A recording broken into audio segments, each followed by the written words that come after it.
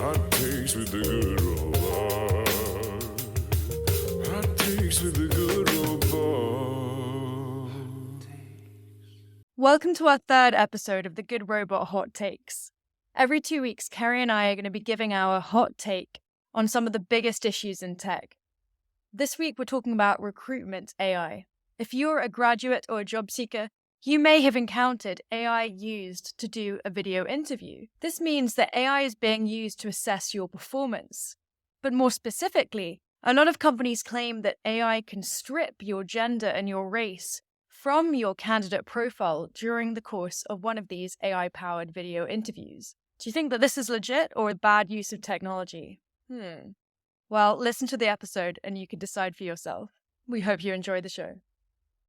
Hi, everyone. Welcome to our latest Good Robot Hot Takes. Thanks so much for all the love you've been showing our Hot Takes format over the past few weeks. So today, I'm finally here in person with Dr. Eleanor Drage, which is exciting because it's very rare. We both travel quite a lot for work, but it's very nice to get to finally do this together. So today, we're going to be talking about something which I'm sure has impacted all of you, certainly has impacted us, which is the domain of hiring and recruitment, but specifically how new technologies and particularly AI-enabled ones are getting employed in this domain. But just to kick us off, Eleanor, what is the worst job you've ever had?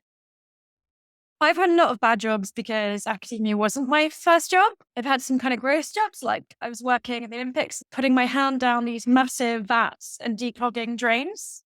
And I had some pretty bad jobs working in tech, in incubators with small companies that were really going nowhere.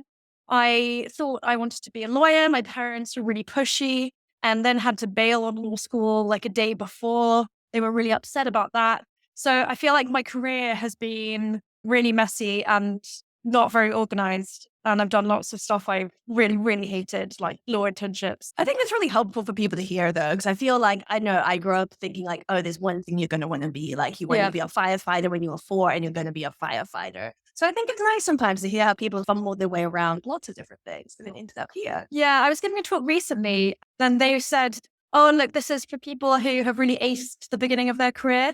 And I was like, I have not aced the beginning of my career. It's taken me like 9 years to find something that I remotely like. What about you? What's the worst job you ever had? Don't say this one. Can you imagine? I'm like, you know what? Hanging out with this. And, I'm trying to think. I've been pretty lucky with a lot of my jobs. I've had some very bad job interviews, actually, like jobs I didn't get. There's probably a reason why I did not get those jobs. So I can think of 2 off the top of my head. One which is entirely my fault, and one which I would say isn't my fault and links a little bit more to what we're talking about today. So the worst job interview I had, which was entirely my fault, is I went to a dinner which is being held by a big firm, which is what they do sometimes to court graduates because they want you to come and apply to their firm. And I kind of had figured out a bit of the way through the dinner that I was like, look, I don't think this is a good fit for me. The corporate vibe doesn't seem right. And I was just in a stage where I was like, I just want to go. I want to leave this dinner. But I was like, oh, you know what? I'm eating here. I hate food waste. So when the dessert came, I'm not proud to say 21-year-old Kerry was like very bold, not like me. I'm very neurotic and anxious. So I put the whole dessert in my handbag, so I provided them, and then just left. Fine with my biscotti. And they were like, what are you doing? So I obviously did not get offered the job there, but that was fine. We mutually parted ways and I got a biscotti and it was very delicious. So that went very badly. But the other one that went badly, which was like less of an issue on my part, but I think talk to some of the broader things we're talking about today, is I had a fully video interview with a law firm where I had to answer some questions, just speaking into a camera. I'd been given them as prompts. And I found it so difficult. I felt like I was just speaking into the void. I didn't have good answers to the questions. I had nothing to bounce off. You know how in an interview you can tell if you're really going up the wrong tree. And it was just really felt quite, not dehumanizing exactly, but I felt quite demoralized by the end of that interview. Obviously, I did not get called back, and good on everyone else. You're like, got a call back for that. It's fine. I love my job where I am now. I wanted to share that experience because I'm sure a lot of other people have also had that experience of being video interviewed or processed by AI and maybe not feeling like it was the best experience. Yeah, there's something really important about being treated as a person, feeling okay with who you are, feeling seen in your job interview, right? So that's what we're going to talk about today. Yeah, absolutely. So, Eleanor, do you want to just kick us off and maybe tell us a little bit about AI in the hiring space for people who don't know that much about this? So maybe like how these tools are getting used and why AI powered tools are increasingly popular. So we were interviewing people at a big technology company the size of Facebook, so about 100,000 people. And we were talking to people throughout the organization about the kinds of technologies they use, whether they're using AI or not, and how that relates to diversity and inclusion. So what we're trying to do is connect ethical technology with attempts to make the organization more inclusive. And along the way, we talked to lots of people doing law, doing recruitment, and recruitment is one of those industries that hasn't innovated in a really long time, right? It's still very traditional. And now HR want to have a seat in the boardroom and they're trying to justify how they're modernizing, that kind of thing. Meanwhile, hiring tools don't have to go through any regulation in order to be brought to market.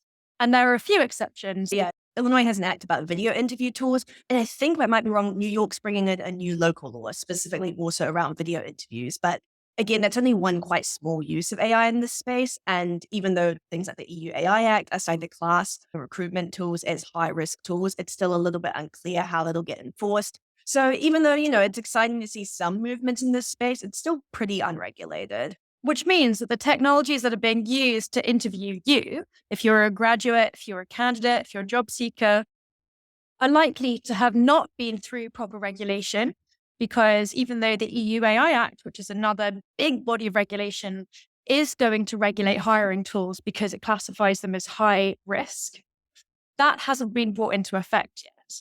Now, please do write into us if you've had any experience with AI hiring tools. But can you use AI to debias hiring? Kerry, what do you think? I mean, the chronic skeptics over here. But I think this is a really interesting part of these tools, right? Is that I think that a lot of us, I think, have had negative experiences, either with recruitment or being in a job and feeling like, oh, actually, people don't treat me like they treat other employees, or they treat me like I'm lesser than them, or there's just different standards for some employees compared to others. I had a wonderful friend, Dunia, who was a visiting scholar here at Cambridge, and she specifically used to look at women in academia and specifically women of color, and the way that they felt often really micromanaged and really policed by their bosses. And that this really affected the way that they went through these institutions, to the point where a lot of them didn't want to work in person, or they didn't want to be very engaged with the institutions because they would just felt they were treated so differently. And again, I think that resonates with a lot of us. I know certainly that's something you've experienced as a woman in tech and in academia, something I've experienced here in academia.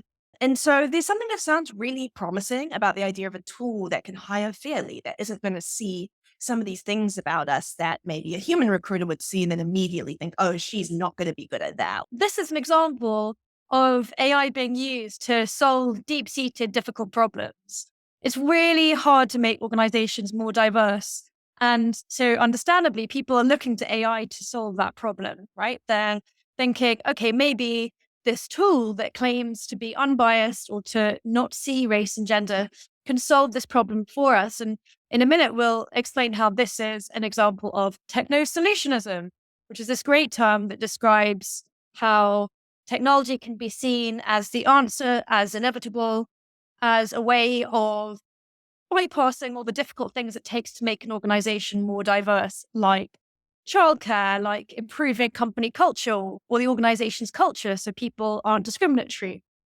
There's equal pay. There's lots of different challenging things that take a lot of investment. And it's understandable that people look to AI to bypass all of those problems. Exactly. And so how are these tools actually claiming to do this? So we look at a particular subset of tools. Again, we look at video, AI hiring tools, and these tools claim that they don't see things like race and gender and other protected characteristics. And in doing so, they create this level playing field. They strip back candidates to these neutral data points like attributes, or in the case of the tools we looked at, their personalities, and then they assess people on that basis alone, which again, that sounds like a good idea sometimes, but at the same time, for me personally, I just don't think this is A, possible, or B, necessarily what people want. So to start with possible, when we're existing in institutions that are fundamentally structured by systems of power like gender and race, to somehow say that you can remove that person's complex life experiences and the complex experiences they'll have in the job just by seeing them as a neutral data point. I think it's just impossible. But also, secondly, I don't think we all want to be neutral data points. My experiences as a woman of color are hugely a part of my work and who I am. Let's have some examples of these tools. What kind of tools did we look at? Because we don't look at all hiring tools, right? Yeah, so we looked specifically at 3 different hiring firms. We looked at HireVue, which is a long-time player on this market. I think they were established in 2004, and they've been going for a long time, very popular. They did hit a hiccup in 2021 where they actually had to, after the results of an audit by Kathy O'Neill, who wrote Weapons of Mass Destruction. Great book, definitely check it out. It'll be on our reading list.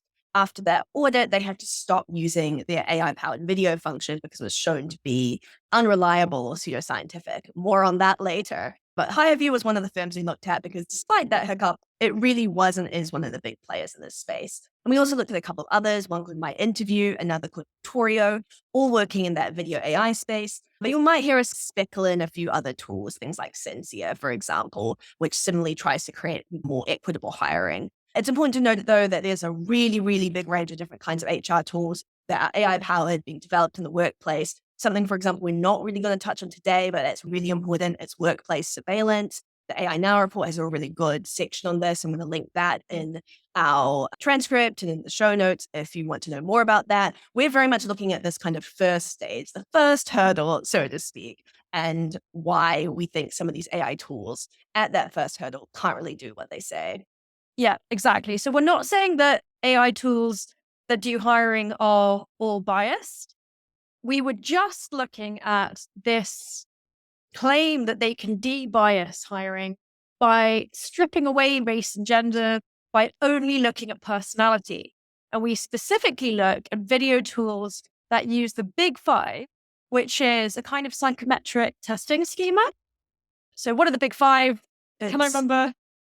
I believe it's openness, and then conscientiousness, extroversion, agreeableness, and neuroticism. And the idea is that all of us rank somewhere on those traits and that they are a good indicator of what your personality is. Yeah. And we don't want to necessarily say that this doesn't work, although I feel like for me, someone who is occasionally extremely introverted as well as being quite extroverted, I'm not sure how well I correspond to the big 5. It very much depends on the people and how I'm feeling, the time of day. But what we are trying to look at is whether an AI can look at your face and allocate you a score for extroversion and conscientiousness and that kind of thing. And the way that these tools work is that they get people to annotate the data. So they get a bunch of people to look at these images and videos, but sometimes stills, so just pictures of candidates, and ascribe them a personality score using the big 5. And then the AI is trained on that data set. And then the AI system bases predictions about a candidate's personality on the training data. So it's not that it can detect personality. It just uses its training data set to predict how likely they are to give them a particular score for personality. Which is just nuts because it's like, look at me, like with my big ass nose. Does that make me like an extrovert or what? Like, it's just so bizarre as a way of judging people. And I think what's particularly disturbing and ironic is that this is meant to make hiring fairer. And yet, if a human recruiter looked you in the eye and was like, I just think that person looked really neurotic, you'd be like, I'm going to report you to HR. Like, it would just be unacceptable. Yeah. And one of the interesting things about the study is that we looked at the things that you might be thinking about as we're talking about this in the old days where they saw pictures of criminals and they thought, okay, if you have this kind of forehead, you're likely to be a murderer. And actually, I might share the screen of that slide. Yeah. What is going on here? Yeah, of course. So one kind of wide scale claim about AI tools is that they can see things that humans can't, right? And I'm not trying to say that computers don't have certain kinds of computational skills that are more advanced than humans, but I think there's this mirage around machine vision in particular that somehow AI, because it's access to a huge amount of data, can discern characteristics about people, including supposedly our personality from our faces, even if like a human recruiter couldn't do that. But actually what these tools are doing is reproducing these histories of racial pseudoscience. And we see that in really widely critiqued projects like algorithms that claim to deduce your sexuality from your face, or criminality from your face. But I think we also see it very much in hiring. So Catherine Blackford, who's here on the left, was a pioneer in the field of human resources. And in the early 20th century, she made this brochure or pamphlet, which arguably you could tell if someone was going to be a good candidate or a good worker based on their face. And this sounds, again, extremely weird, extremely inappropriate, very much of the resurgence of physiognomy and phrenology that characterized the early 20th century in the US. And yet we're still effectively relying on the same idea today in these AI-powered tools. Yeah, so you've got this scary selection of pictures on the right. If you're a good judge of character, I can make you a better one, says Catherine Blackford. The science of character analysis. I know these days we're a little bit more specific about what we consider science. In fact, the word science has always been a sign of where power lies. And in this case, you have this white woman explaining that different kinds of noses and profiles mean that people have different personality traits. Now we're really skeptical about the idea of a face value interpretation of anything, of character. Don't read a book by its cover, etc., etc. But this was science back in the day. Yeah, and I think what's really disturbing about these kinds of tools is that they can re-legitimize forms of pseudoscience that have really long been discredited. And one of the big reasons why there was such a pushback against phrenology and physiognomy, despite it being really popular in the early 20th century, was its use by Nazis to profile Jewish people, to profile other kinds of minoritized people in that context, and to commit huge amounts of violence and genocide against those groups. And so there's a really violent history here that I think some of these tools are not grappling with. Even if they are somehow really well-intentioned, even if they are claiming that they're going to be able to somehow magically debias hiring, what they're ultimately doing is putting forward a set of faulty logics that draw on these much deeper, dark histories of racism. And they also don't even work. Let's just start with that actually as well, which is just, I don't think you should be allowed to sell like complete BS. Do you remember this Kylie Jenner like lip kits or whatever? Yeah, like, yeah. The lip liners Are and they liquid good? lipsticks. Have you tried?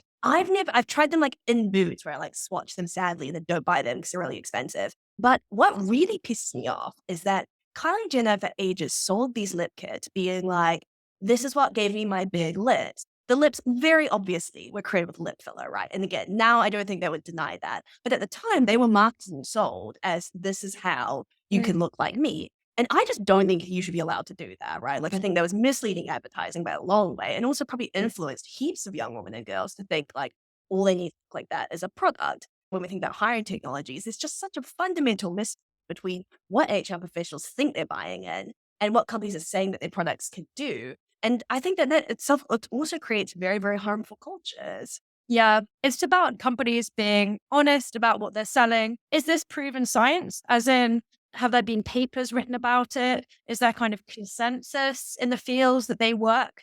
And if the answer is no, then they just really need to make that clear to people buying these tools. Yeah, exactly. It doesn't make sense really that we're buying these tools and when we're like the beta generation, we're the ones who've been the testing ground for a lot of these new tools. And whenever something goes wrong, it's like, whoops. But just to show how ridiculous and how spurious, I think, a lot of these tools are and the claims they make about our faces are. Eleanor, you actually worked on a really interesting model or project based on that very idea, right? Trying to show the fallacious logics behind these tools. I love the word fallacious. It's great, isn't it?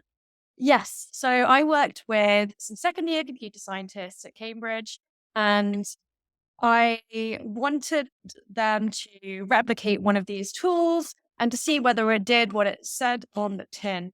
So they took one of these tools that was open sourced and that claimed to be able to detect personality from still images. And you can see the blue line is the original picture that was taken of me. And the green line is the score I got for personality after I changed the contrast and the brightness of the image. So that's a weird correlation between the image and the score that you get for personality. And it just showed us that, unfortunately, these tools don't yet do what they say on the tin. If you want to use this yourself, we will link it in the show notes and you can see it there. Yeah, and I'd really recommend giving it a try because, again, this sounds very airy theory or ridiculous. Like, oh my goodness, why would someone make that tool? Haha. But the point is, we're talking about this because they're really widely deployed. Like, HireVue was a hugely popular tool until 2021, and it was being used by so many different big firms to think about their entry hiring. On that point, I also think that it's really important to acknowledge that the people who are most likely to be processed by tools are going to be people at entry level positions. It's going to be people coming in at the bottom of the chain. Often it's things like fast food chains, for example, mass processing people with AI powered tools. The people getting processed by AI, they're not going to be the CEOs. They're not going to be the people who hold a lot of power. It's going to be people trying to come into the workforce for the first time, being judged according to the whims of these algorithms and these machines. Yeah. And so this means that if you're a graduate, you're in a particularly vulnerable position. So what we are calling for is for graduates to know their rights in relation to these tools, know that they won't be discriminated against if they ask HR to give them a human option. And that, on the other hand, also means that we can get the company to guarantee that if you don't want to go through one of these hiring tools during your recruitment process, that they won't discriminate against you. Yeah, so something that we're really working on then is thinking about what does a meaningful opt-out option look like? And this is something that the Illinois Act, for example, calls for. It says candidates need to have a meaningful opt-out. And like you said, they need to feel they're not going to get discriminated against. On the one hand, I think it's particularly important, for example, if you're disabled, if you're neurodiverse, if there's many other reasons why you don't want to be processed by AI. On the other hand, I also think it's important to know we all have that right. And if you just simply do not trust the AI tool that you are being processed with, you don't have to do it. And that really matters. Ironically, universities are now training candidates to beat the tools, to game the system. And of course, if some universities are offering that, but not all universities are offering that, it means that some people are in a better position to be able to handle these video interviews. Of course, you can imagine that universities with more resources and candidates with more resources, more time, computers at home, can spend more time training themselves. And this means that it's even more unfair. Exactly. Yeah. And I also think that the whole thing about being trained to perform well in a video interview also throws completely overboard, right? The claims these video companies make about their tools being able to see your personality, because you shouldn't be able to make your personality that much better.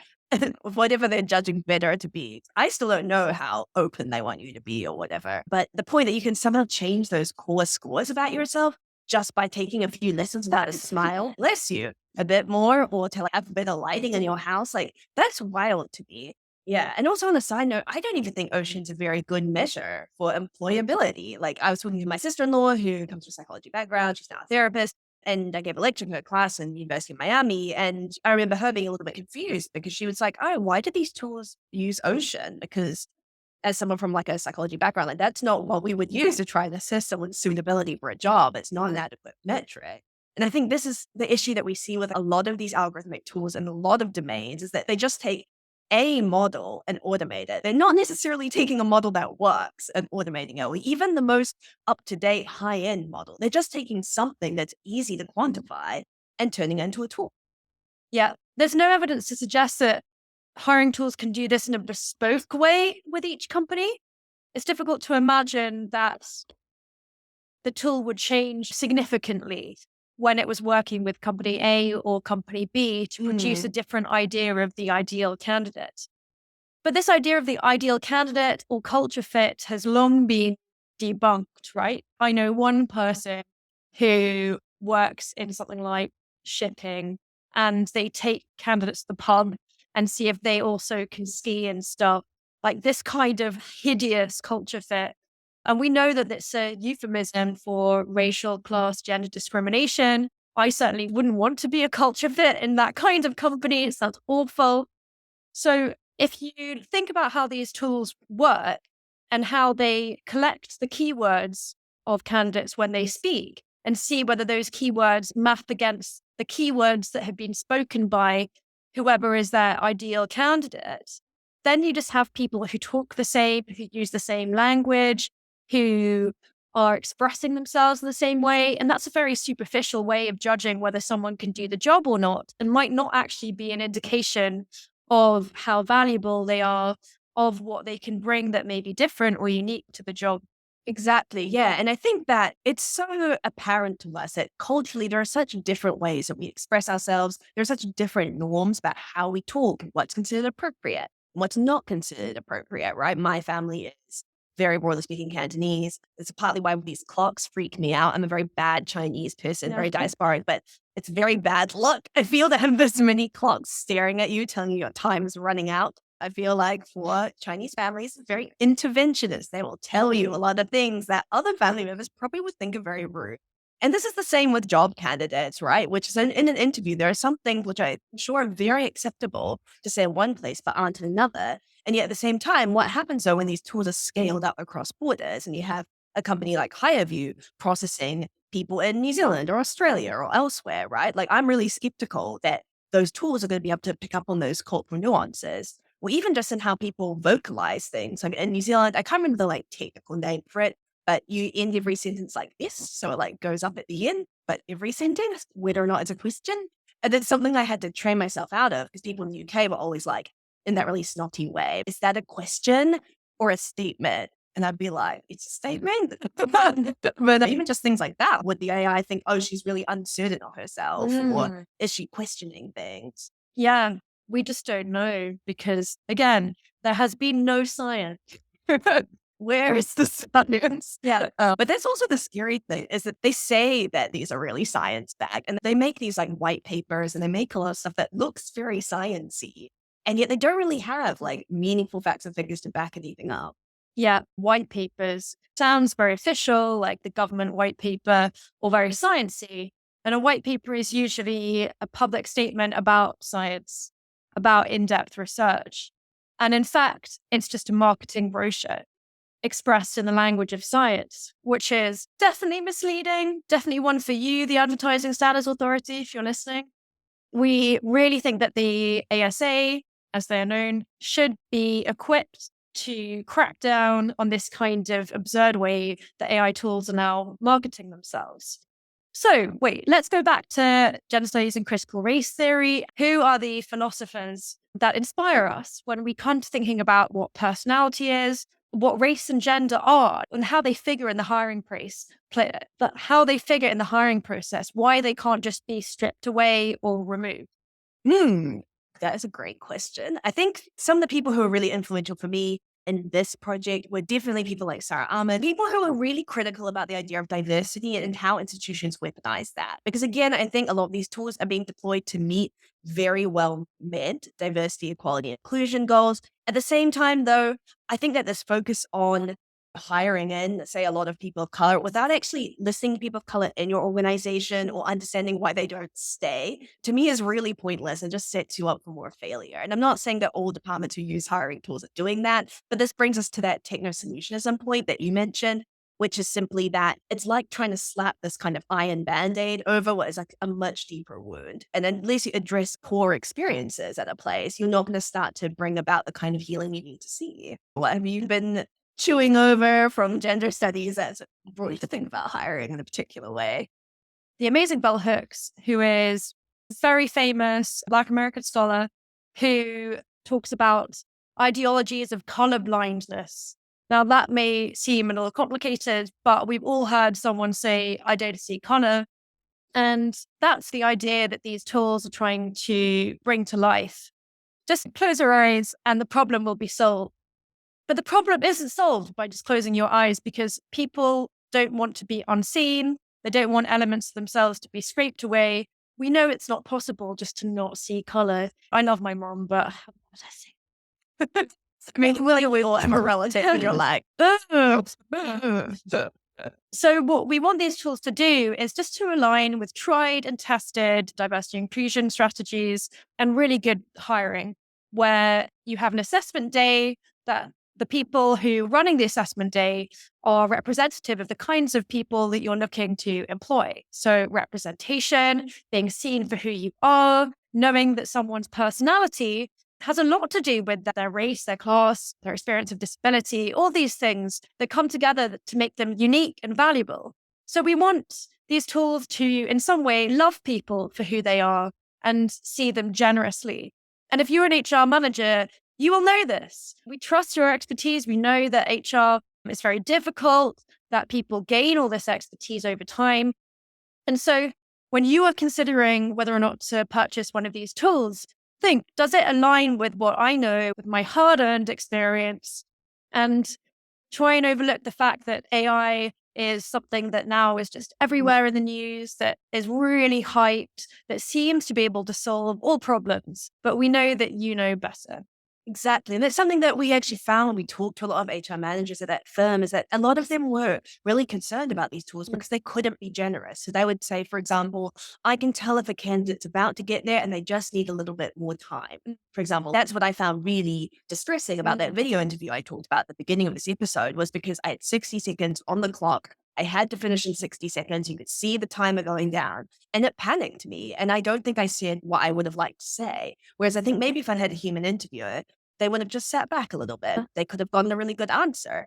And it's the same, I think, as well with another HR manager we talked to who said, I've had some people get rejected by AI powered tools who had maybe slightly quote unquote atypical CVs. So they might have, say, been in an institution like the Navy before or something like that. Or they might have had children quite young and then they had gone back to school as a mature student. And they felt like actually the AI was asking them questions like, what do you do after school? Or what do you do on the weekend? Or things that just weren't appropriate for their stage of life at all. And it wasn't able to appreciate those kinds of differences in the paths that people had taken. And so what you were saying earlier, it locks us into these very predisposed ideas of who the ideal candidate is, sometimes in very obvious kind of discriminatory ways, aka do you ski, on the other hand, into some of these like more insidious ways of saying you must have taken a certain kind of career pathway. That's really interesting. I didn't know lots of those things. I was told that a good new teaching method, I know nothing about teaching, but teachers out there, that if you're asking a question, you wait until people have their hands up, but then you wait a little bit longer for those extra hands to raise. And I just wonder whether an AI tool could do that. They're not created by these cutting edge teachers, these cutting edge ideas. And I'd really like to see some more collaborations between hiring tools and experts in inclusive teaching. That would be really nice to see. And we're not judging the people that are trying to build these tools, because I've been listening to them on podcasts for a long time. And I know that lots of them are really well-intentioned, but obviously being well-intentioned is not enough. You have to be building things that align with critical expertise, with the latest research, with real science, with recruitment professionals who really know what they're doing. So this goes for all people who build AI tools. Just because you have an idea doesn't mean it's worth pursuing. Please go to the experts, to the people that have thought for a long time about what diversity is, what race is, what gender is, because those things are real academic disciplines. We've worked in this for a really long time. I'm still learning, but it'd be really nice to see more of these collaborations. Exactly. And again, like I want to reiterate that point, Eleanor, that this is not about judging people. This is not about saying, oh, you're a bad person because you've made a tool that we don't think works. But what we just want to say at the same time, though, is that creating AI snake oil, creating products that do not work, that overpromise, hurts people. And I think it's also equally important that we make that clear. And I think that's why we're so passionate about this topic, is not because we want people to go home at the day feeling bad about themselves, but because we think there are a series of ramifications for individuals, but also more broadly for our societies if we uncritically accept some of the things that these tools say that they can do. And it sets us backwards, I think, in a lot of ways. Absolutely. So if you want to hear more, if you work in recruitment, if you're a candidate, anyone, reach out, please. Our email addresses are everywhere. Otherwise, Twitter, etc. We'd be delighted to talk with you. Yes, and you can definitely find us as well at the Good Robot website, which is www.thegoodrobot.co.uk. Sorry, what's our website? I really struggle to say our website. Yes, so you'll find us if you Google the Good Robot podcast, and you can also submit forms through there. You can subscribe to our mailing list. We are finally actually sending emails from the mailing list. Thank you to our very patient subscribers. And we love to hear from our listeners. So also let us know, what would you like for our next hot take to discuss? Hot takes with the good